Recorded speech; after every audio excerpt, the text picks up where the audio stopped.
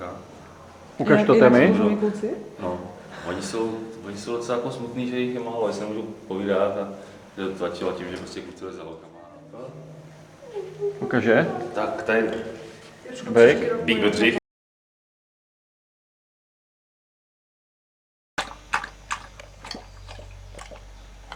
Tak jsme na chalupě, včera jsme Daliborka dovezli na tábor do Bedřichova. Včera jsme bojovali s záplavou plevele a trávy, která tady za měsíc narostla.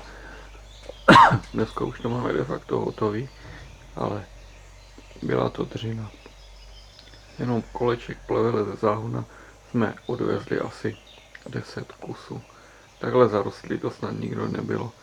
Hrozně teď pršelo poslední týdny a bylo to na zahradě vidět.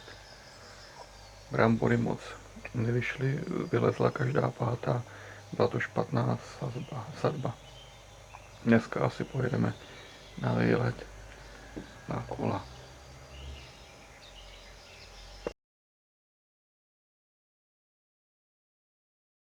Kam jedem, Věrko? Věry, kam jedem? Do Jičína. Co tam budeme dělat? Nakupovat. Nebudeme tam lsát? Možná v cukrárně. Jo, to bude pravda.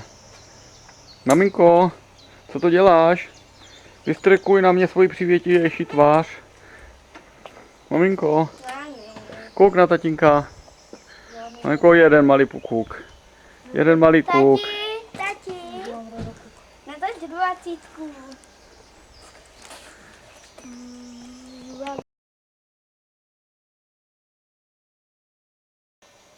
Dodělali jsme 2 okýnka, aby nahoře bylo vidět. A takhle to vypadá z dálky. Docela se to povedlo.